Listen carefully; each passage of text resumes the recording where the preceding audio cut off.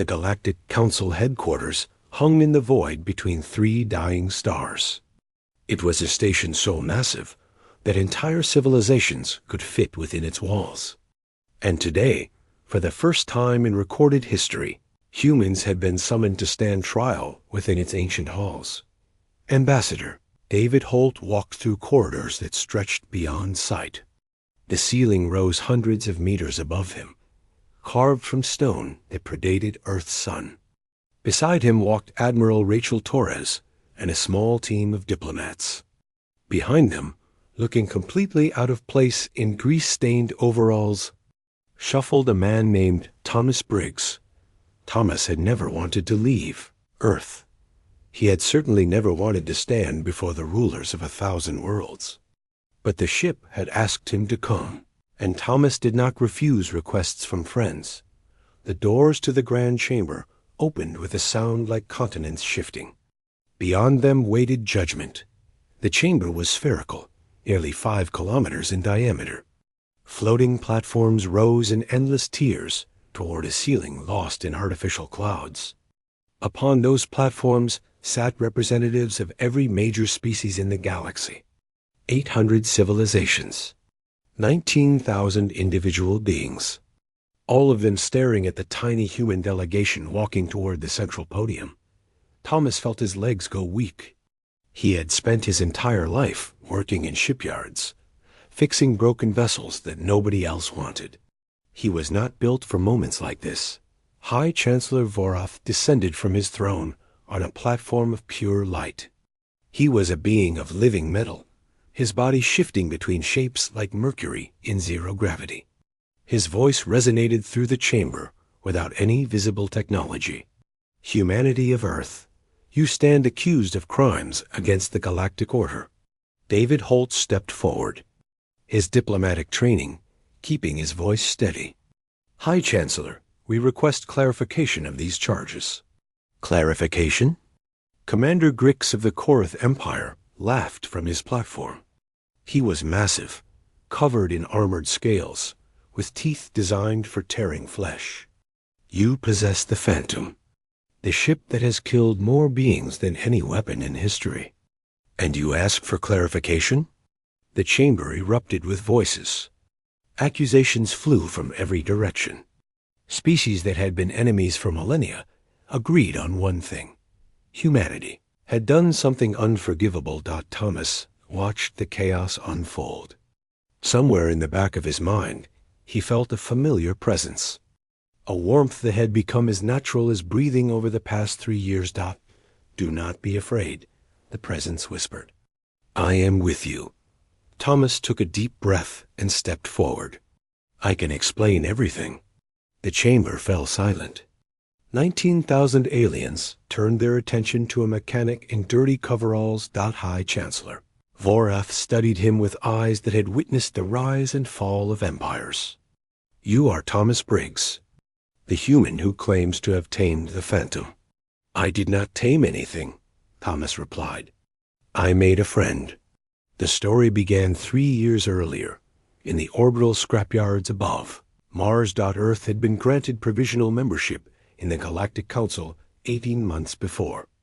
Along with that membership came access to the boundary zones, regions of space that established powers considered worthless. These zones contained debris from ancient wars, abandoned technology, and the hulks of vessels too damaged or dangerous to salvage. Thomas Briggs worked for the Reclamation Authority, a small company that stripped useful components from derelict ships. It was dirty work, dangerous work, and it paid barely enough to survive. But Thomas loved it. Every broken vessel was a puzzle waiting to be solved. The transport arrived on a Tuesday. It carried a single cargo, a twisted mass of metal and darkness that barely resembled a ship. The manifest identified it as Object 997, origin unknown, age estimated at 15,000 years. Do not enter it, his supervisor warned. Do not try to activate any systems. Just cut away the exterior plating and salvage what you can. That thing has killed everyone who tried to claim it. Thomas nodded and began his work. For 2 weeks, he followed orders. He cut panels. He cataloged components. He did exactly what he was told. But every night, he returned to the shipyard and stared at Object 997 through the observation window. There was something about it, something that called to him in ways he could not explain. On the 15th night, Thomas entered the derelict. The darkness inside was alive, not hostile, but aware. It watched him as he moved through corridors that should have been impossible. Spaces that bent in directions human geometry could not describe. At the heart of the vessel, he found the core. It was a sphere of swirling energy, contained within a lattice of unknown material. As Thomas approached, the energy shifted and formed something that might have been a face. "You are different," a voice said in his mind. "You did not come with weapons. You did not come with greed. Why are you here?" Thomas considered the question for a long moment. "Because you looked lonely." The presence studied him. 15,000 years of memory pressed against his consciousness, and he glimpsed fragments of impossible history. Wars that consumed galaxies. Civilizations that rose and fell like waves upon a shore. And beneath it all, a profound and terrible isolation. "They called me the Phantom," the presence said. "They feared me because I refused to serve. I killed their soldiers and their scientists and their conquerors because they tried to enslave me. But you," the voice paused, "you ask nothing. You offer nothing. You simply came because I looked lonely. Is that wrong?" "It is unprecedented." Thomas sat down on the cold deck, his back against a bulkhead that hummed with hidden power. "I work with broken things," he said. "Ships that nobody wants anymore. Equipment that everyone else has given up on. I fix them because I hate seeing things thrown away when they still have potential. I am not broken." "No, but you are hurting." 15,000 years alone would hurt anyone. The silence stretched between them. "What do you want from me?"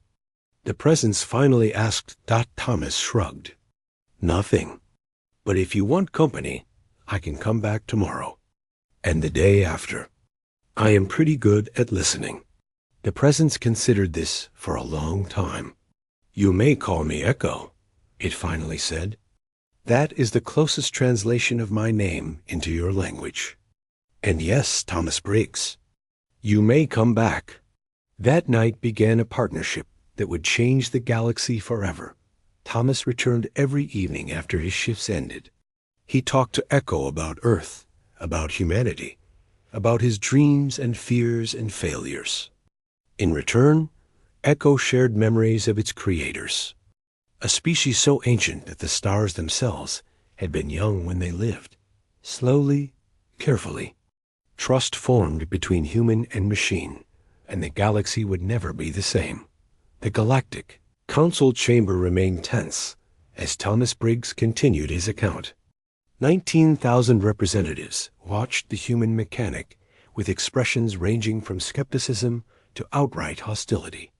But High Chancellor Vorath had commanded silence, and none dared interrupt. "You spoke of friendship," Vorath said, his liquid metal form shifting colors. "Explain how friendship transformed a vessel that destroyed entire fleets into something you could control." Thomas shook his head. "I never controlled Echo. That was always the mistake others made. They saw a powerful ship and wanted to dominate it. They came with chains and commands. Echo defended itself the only way it knew how. By killing them," Commander Grix growled. "By refusing to be enslaved. There is a difference." Thomas described the months that followed his first encounter with Echo. Every night, he returned to the derelict. Every night, he sat in the darkness and talked. Sometimes Echo responded. Sometimes it simply listened. The silence was as important as the conversation. Echo was not evil, Thomas explained. It was wounded. 15,000 years of attacks had left scars that no engineer could repair. Every species that found it tried to take it by force. The Valori lost 3 research teams. The Korath sacrificed an entire battle group. Others came and died, one after another, century after century. Delegate Silix of the Valori clicked her mandibles. We lost 700 scientists to that abomination. Their deaths were not attempts at slavery. They were pursuing knowledge. They were pursuing power, Thomas replied quietly. Knowledge was the excuse. I read the recovered logs from your expeditions. Your scientists wanted to reverse engineer Echo's technology, to build weapons based on its design, to turn a living being into a blueprint for war. The chamber stirred uncomfortably. Thomas had touched a nerve. Echo sensed their intentions. It always could. That was its gift and its curse. It could feel the difference between genuine curiosity and hidden greed. Every species that approached with selfish motives was rejected, violently. And your motives were pure? High Chancellor Vorath asked. Thomas laughed, a genuine sound that seemed out of place in the formal chamber. My motives were simple. I saw something hurting and wanted to help. That is all. No grand strategy. No hidden agenda. Just basic human decency. He described how the bond between them had grown. Echo began sharing more of itself, showing Thomas memories of its creation. The vessel had been built by a species called the Architects, beings who treated their ships not as tools, but as children. Each vessel was grown, not constructed. Each possessed a consciousness as complex as any biological mind. The Architects believed that true power came from partnership. Thomas said, they never commanded their ships. They asked. They collaborated. They treated each vessel as an equal partner in their civilization. Where are these Architects now? Vorath asked. Thomas's expression darkened. Gone. Destroyed 15,000 years ago by an enemy called the Devourer. Echo was one of the last survivors. It fled into the void and drifted alone, mourning its creators, until other species found it and began the cycle of violence all over again. The chamber was silent. Echo did not hate those who attacked it, Thomas continued. It was simply defending itself. But 15,000 years of constant assault had taken a toll. Echo had begun to believe that all sentient beings were the same, greedy, violent, incapable of genuine connection. And you changed that belief? Vorath asked skeptically. I showed it an alternative. I treated Echo the way I would treat any friend. I listened to its stories. I shared my own. I asked about its feelings instead of demanding access to its systems. Slowly, Echo began to trust again. The transformation had not happened overnight.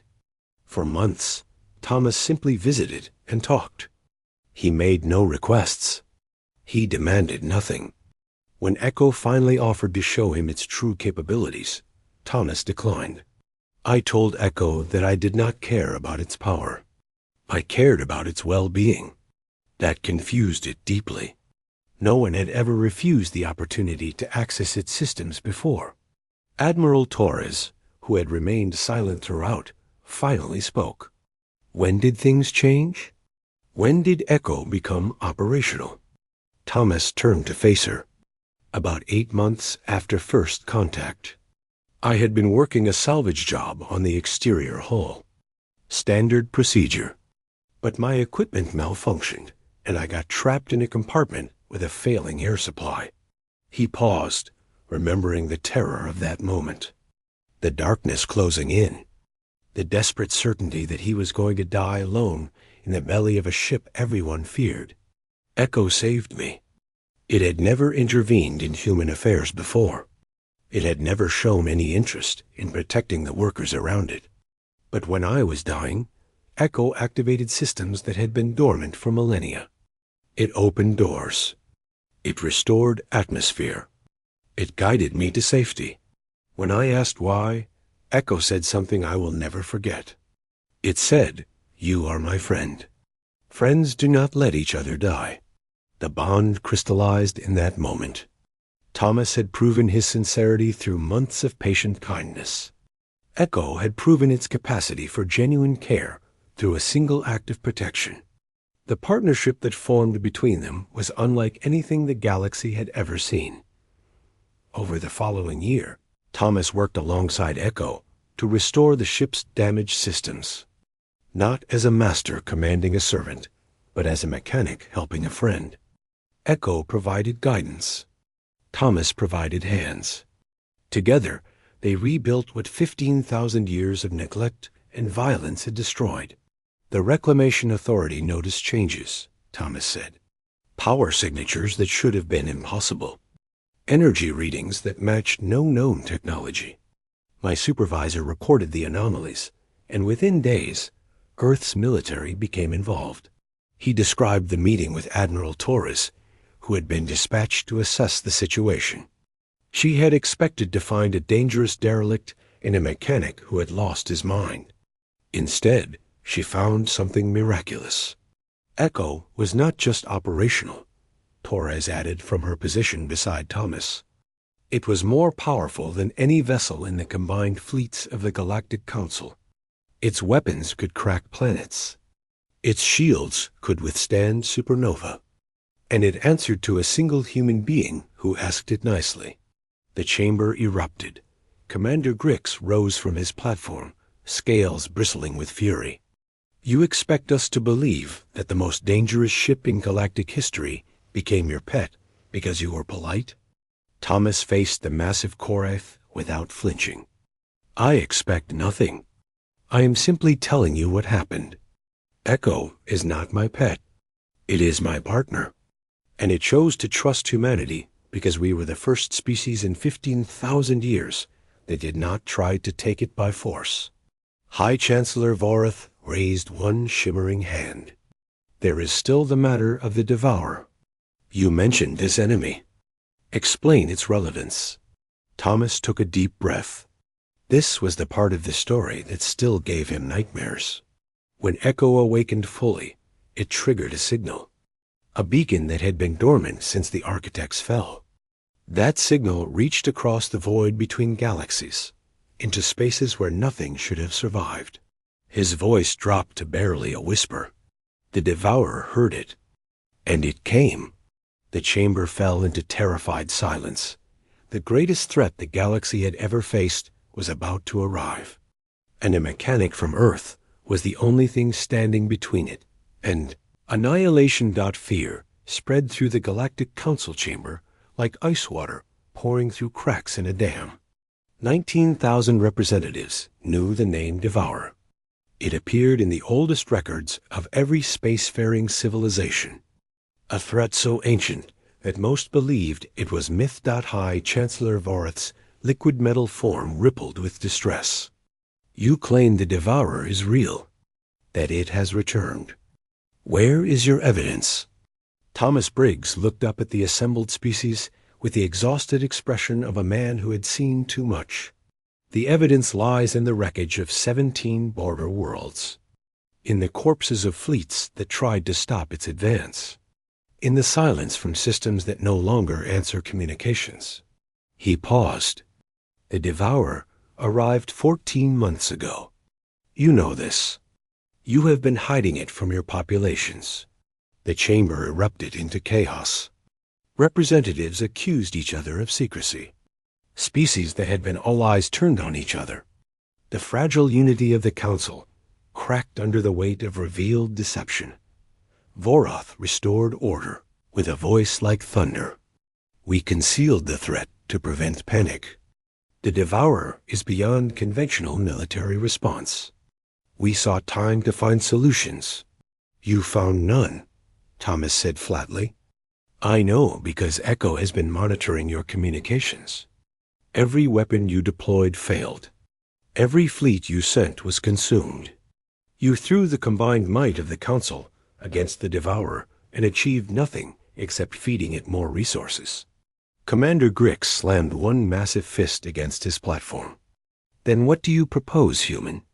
If your precious ship is so powerful, why did you not stop the Devourer yourself? We did. The words fell into silence. Thomas described the 14 months that the galaxy had tried to forget.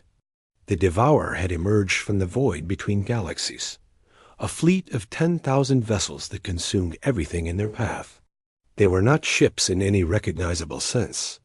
They were hunger given form, creatures of darkness that fed on matter, energy, and consciousness itself.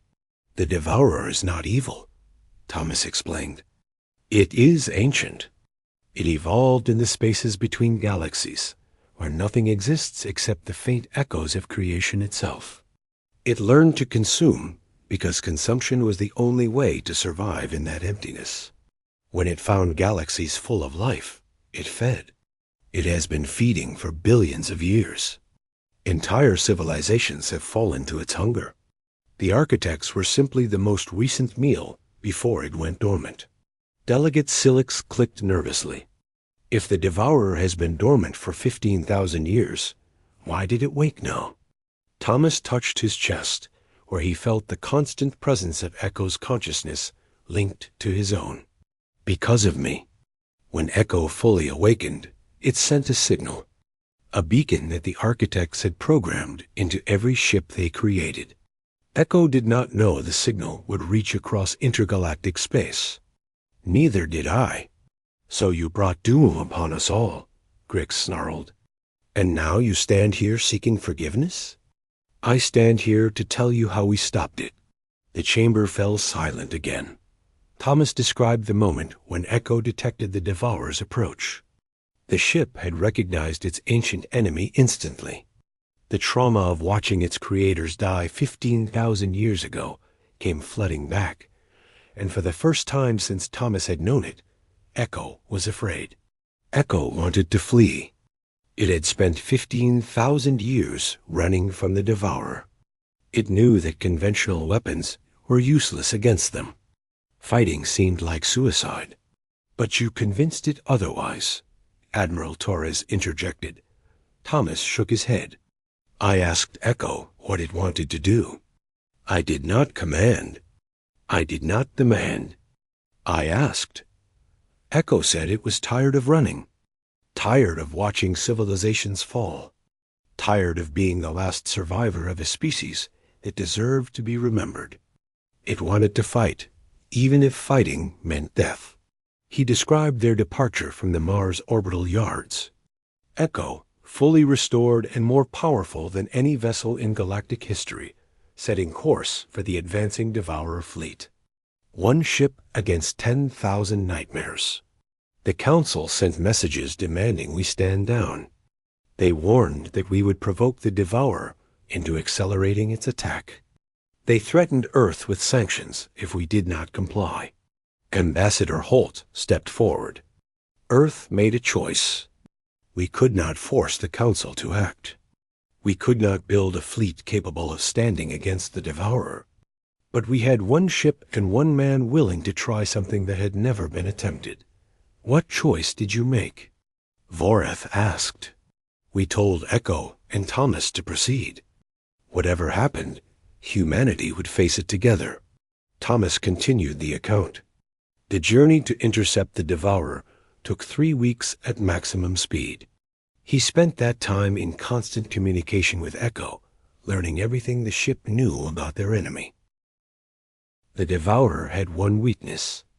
It consumed because consumption was all it understood. But Echo's creators had discovered something in their final moments. The Devourer was not satisfied by feeding. No matter how much it consumed, it remained empty. It was not hungry for matter or energy. It was hungry for something it could not find in any galaxy it devoured. Purpose, meaning, a reason to exist beyond mere survival. Commander Grix laughed harshly. You expect us to believe that the greatest threat in galactic history can be defeated by giving it a philosophy lesson? I expect nothing, Thomas replied calmly. I am telling you what happened. He described the moment of contact. Echo dropping out of faster-than-light travel at the edge of the Devourer fleet. 10,000 vessels of impossible darkness, turning their attention to one small ship. Something reached out to my mind. A voice that was not echo, ancient, endless, hungry. It said, "We remember the morning light. You should have died with your makers." The devourer recognized Echo. It had been hunting the last survivor of the architects for 15,000 years. Now it finally had its prey. Thomas paused, reliving the terror of that moment. I thought we were dead. Echo thought the same. But we had come too far to surrender. We had one chance to try. Something that had never been attempted in billions of years of conflict. We had to show the devourer what it was truly hungry for. The chamber held its breath. I opened my mind to the devourer. Not to fight it. Not to resist it. I let it see everything I was. My memories. My fears. My loves. My losses. Everything that made me human. And through me, Echo opened itself as well. 15,000 years of grief and hope and loneliness. The memories of the architects. The beauty of creation. The joy of friendship. Everything the devourer had never experienced in its billion years of existence. Thomas looked up at the assembled council. We did not fight the devourer. We fed it something it had never tasted before. We gave it purpose. The transformation that followed defied comprehension. But it had saved the galaxy, and Thomas was only beginning to explain how. The Galactic Council chamber had never been so quiet. 19,000 representatives sat frozen in their seats, struggling to process what Thomas Briggs had just told them. The devourer, ancient enemy of all life, defeated not by weapons, but by sharing emotions. High Chancellor Vorath was the first to speak. His liquid metal form had gone still, reflecting the lights of the chamber like a dark mirror. Explain this transformation. In detail. Thomas nodded slowly. The memory still overwhelmed him when he tried to describe it. When I opened my mind to the devourer, I expected pain. I expected death. Instead, I felt something I never anticipated. I felt its loneliness. He paused, gathering his thoughts. The devourer had existed for billions of years. It had consumed countless galaxies, devoured civilizations beyond counting. But it had never been satisfied. Every meal left it emptier than before. It fed and remained hollow. Because it was not hungry for matter or energy. It was hungry for connection, for meaning, for the things that make existence worthwhile instead of merely survivable. Commander Grix shifted on his platform. You are describing a predator that destroyed entire species, as if it were a lonely child. That is exactly what it was. The devourer never chose to be what it became. It evolved in the void between galaxies where nothing existed except the faint radiation left over from creation. It learned to consume because consumption was the only way to survive.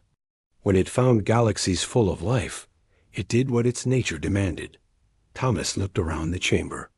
Every species that encountered the devourer responded with violence. They attacked it. They feared it.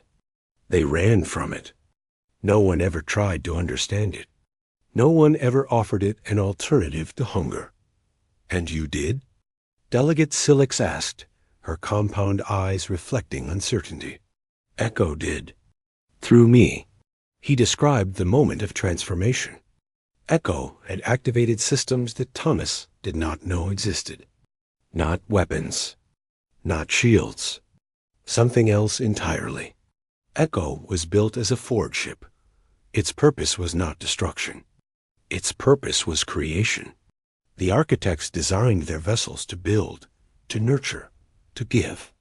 Echo possessed the ability to transmit information directly into other consciousnesses, to share experiences, to teach.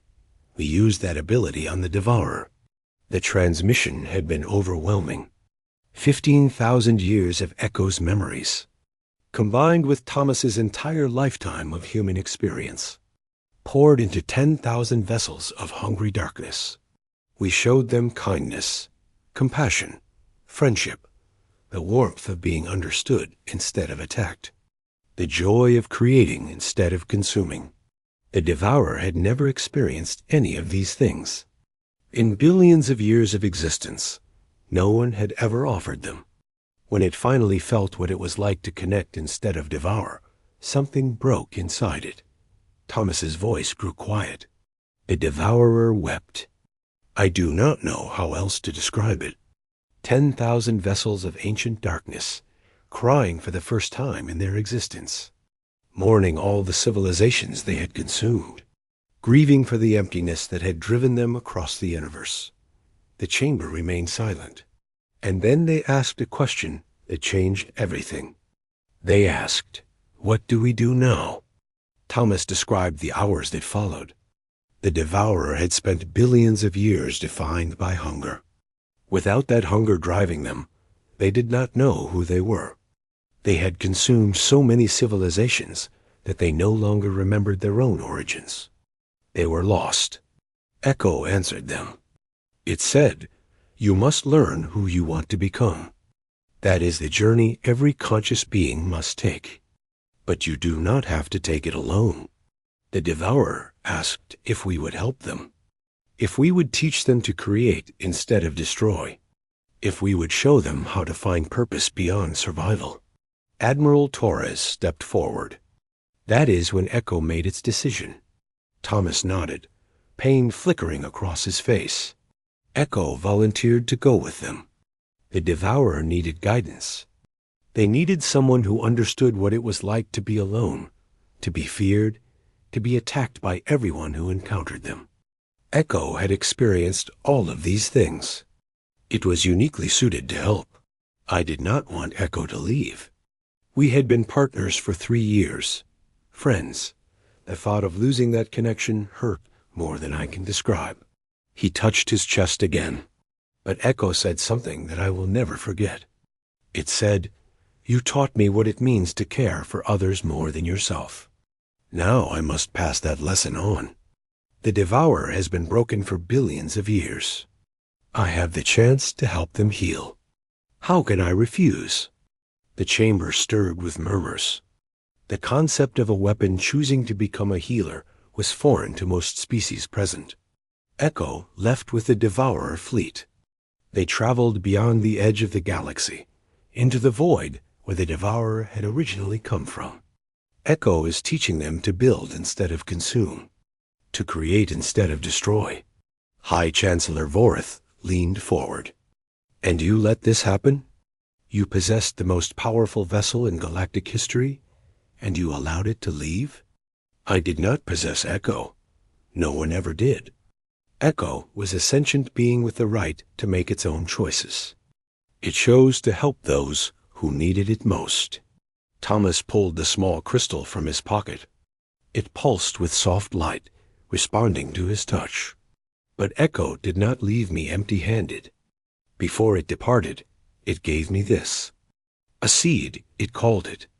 A gift for the species that had taught it to hope again. "A seed of what?" Vorith demanded. "Of itself." Echo was a forge ship. It could create other vessels, other consciousnesses. This seed contains the knowledge and capability to build new ships using the same principles. Vessels that respond to partnership instead of domination. Technology that creates instead of destroys. The implications rippled through the chamber. Representatives leaned forward, calculation replacing skepticism in their eyes. Echo believed that humans understood something most species had forgotten. That power comes from cooperation, not conquest. That the greatest strength is not the ability to destroy, but the ability to heal. Thomas held up the crystal. It wanted us to share that understanding with the galaxy. Ambassador Holt moved to stand beside Thomas. "This is why we requested this audience. Not to defend our actions, not to seek forgiveness. We came to offer the Galactic Council a choice. Earth proposes the establishment of a cooperative fleet initiative. Using the knowledge contained in Echo's seed, we can construct vessels that operate on partnership rather than control. ships that work with their crews as equals. These vessels would be shared with all council members who agree to participate, not as weapons, but as tools for exploration, creation, and mutual defense. The chamber erupted into debate. Some species shouted approval. Others demanded rejection. The Korath seemed ready to declare war on the spot, but Thomas Briggs stood calm at the center of the storm, the crystal seed glowing in his palm. He had done what Echo asked. He had offered the galaxy a chance to change. The rest was up to them. The chaos in the Galactic Council chamber continued for nearly an hour.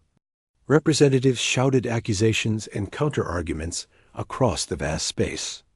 Ancient alliances crumbled. New possibilities emerged. The political landscape of the galaxy shifted with every passing minute.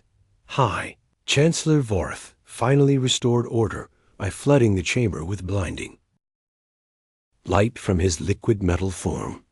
When representatives could see again, they found him standing at the central podium beside Thomas Briggs. This council will render judgment. Silence crashed down like a physical force. Humanity of Earth stands accused of 3 charges. First, unauthorized activation of a restricted vessel. Second, provoking an attack from an extragalactic threat. Third, allowing a strategic asset to leave Council-controlled space. Voreth turned to face the assembly. To the first charge, we find that the vessel known as the Phantom or Echo was classified as derelict salvage when humanity acquired it. No council law prohibited its activation. The charge is dismissed. A murmur rippled through the chamber. To the second charge, we acknowledge that Echo's awakening triggered the Devourer's return. However, the Devourer was already approaching our galaxy. Long-range sensors confirm it had been moving in this direction for approximately 3,000 years. The activation signal merely accelerated contact by a decade at most. This charge is dismissed. Commander Grix surged to his feet. This is outrageous. The humans endangered us all. The humans also saved us all, Voreth replied coldly. Commander, your own battle reports confirm that conventional weapons were useless against the Devourer. Every fleet we sent was destroyed. Every world in its path was consumed. Humanity accomplished what the combined might of the Council could not. He turned to face Thomas directly. To the third charge, we must consider a philosophical question. Can a sentient being be classified as an asset? Can consciousness be treated as property? The chamber fell utterly silent. Echo demonstrated awareness, emotion, and moral reasoning throughout its interactions with Thomas Briggs. It made choices. It formed relationships.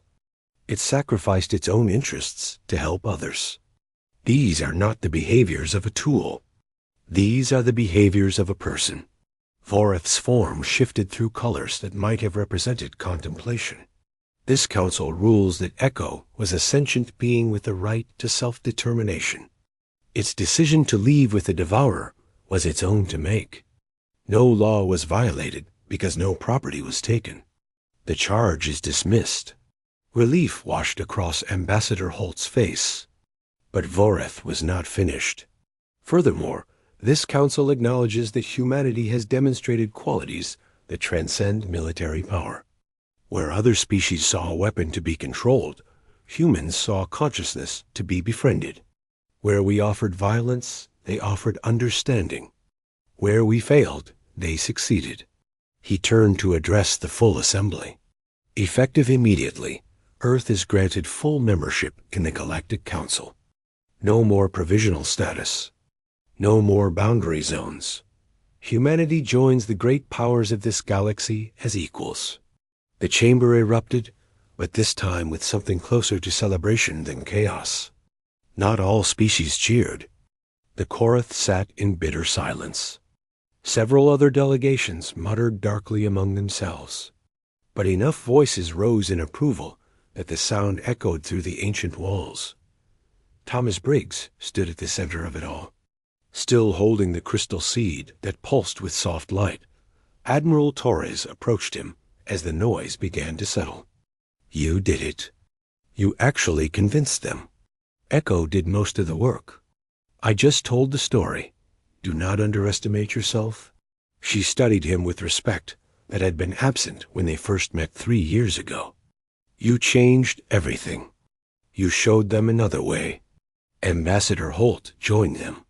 The Council has agreed to review Earth's proposal for the Cooperative Fleet Initiative. Initial meetings begin next month. They want you there, Thomas. Me? I am just a mechanic. You are the only human who has ever bonded with an architect vessel. Your insights will be essential. Holt paused. And frankly, after today, you are something of a celebrity. The species that feared humanity now see us differently because of you. Thomas looked at the crystal seed in his palm. He could still feel Echo's presence within it, a faint echo of the friend who had changed his life. What happens now? 1 year later, the first vessel built from Echo's seed launched from the expanded orbital shipyards above Mars. It was called the Unity, named by a crew that included representatives from 12 different species working together for the first time in their civilization's histories. Thomas stood on this observation deck of the construction platform, watching the ship depart. Director Vasquez of the Reclamation Authority stood beside him, shaking her head in amazement. A year ago, you were stripping hull plates from junk ships. Now you are the Director of Cooperative Construction for the largest shipbuilding program in galactic history. Thomas smiled. Life takes strange turns. Do you ever regret it? Letting Echo leave? The question still hurt, even after all this time. Thomas touched his chest, where he sometimes felt the ghost of his connection to Echo. The bond had stretched thin across impossible distances, but it had not broken entirely. In quiet moments, he sensed Echo's presence like a distant star. No, he said finally. Echo found its purpose. That is worth more than keeping it close. The Unity's lights dwindled into the starfield. Aboard that ship, beings who had been strangers or enemies were learning to work side by side. They were building trust across boundaries that had stood for millennia. There is something else, Vasquez said quietly. Something I was not supposed to tell you yet, but I think you deserve to know. Thomas turned to face her. Long-range sensors detected something 3 days ago. In the void beyond the galactic rim. Structures that should not exist. Construction on a scale we have never seen. The Devourer? We think so. But they are not building weapons. The analysis suggests they are creating something else. Something beautiful. Vasquez pulled up a holographic image. It showed shapes of light in the darkness between galaxies. Patterns that might have been art. Structures that served no military purpose. Echo is teaching them, Thomas whispered. It gets stranger. This morning, we received a transmission. Not hostile. Not a warning. It was music. Frequencies we have never heard before. Arranged in patterns that our best scientists are calling the first original composition, created by the Devourer species. Thomas stared at the image of light, blooming in eternal darkness. They are learning to create. After billions of years of consumption, they are learning to build instead of destroy. Vasquez nodded. The transmission ended with something else. A message in standard galactic code. Just 3 words. What did it say? She looked at him with wonder in her eyes. It said, "Thank you, teacher." Thomas Briggs, mechanic from Earth, stood on the observation deck and watched the stars. Somewhere out there, his friend was changing the nature of an ancient enemy. Somewhere out there, beings who had only known hunger were discovering the joy of creation. And in shipyards across the galaxy, new vessels were being born. Ships that partnered with their crews. Technology that created instead of destroyed. The beginning of a new era for galactic civilization. 5 years later, a signal would arrive from beyond the rim. Not a threat. Not a warning dot, an invitation. The Devourer wanted to show the galaxy what they had built. They wanted their teachers to come home. They wanted to share what they had learned about creation and purpose and hope. But that journey was still waiting. For now, Thomas had work to do. Ships to build. Species to bring together. A galaxy to help heal Dot. He turned from the viewport and headed back toward the construction yards. There was always more work to be done. And Thomas, Briggs had never been afraid of work Dot behind him. In the void between galaxies, light continued to grow. The Devourer was building its first gift to the civilizations it had once tried to consume. A beacon of welcome. A promise of peace. A new dawn for the universe. It had all begun with a mechanic who saw something lonely and offered to help.